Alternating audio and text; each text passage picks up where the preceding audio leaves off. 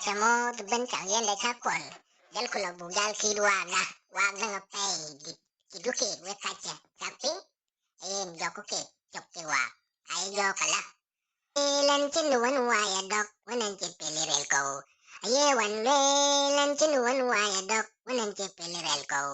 Magi ni chinuan wuri dok. Wanin chikai weli. Magi ni chinuan wuri dok. Wanin chikai weli. Ikrilingon na kay kanyan kuy. Iduden. Ikrilingon na kay kanyan kuy. Iduden inagen. Nyapat teran bino kudukel wedpat. Nyapat teran bino kudukel wedpat. Lorot de beciwet ka. Beciwet du dangwi. Lorot de beciwet ka. Oh beciwet ka.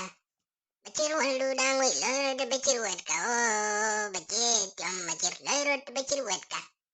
Bacir waldu dangwi, loro do bacir wad ka kudu ye kaningo. Kedadi ronyai, kudu ye kaningo. Kedading jambak, joro daleken.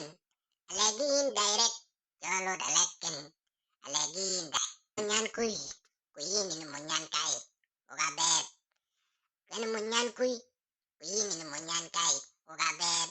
Meniru kernyir jang ciciran yitik. Meniru kernyir jang ciciran yitik. Nanginyan kui karemi, nanginyan kui kaman, nanginyan kui karemi, nanginyan kai kanyar. Tung lagi, mayo kacinyi lilit, mayo kacinyi lilit, mayo kacinyi lilit randa. Magi ni kinu wanu wuri yadok, wanin cekai welit. Magi ni kinu wanu wuri yadok, wanin cekai welit.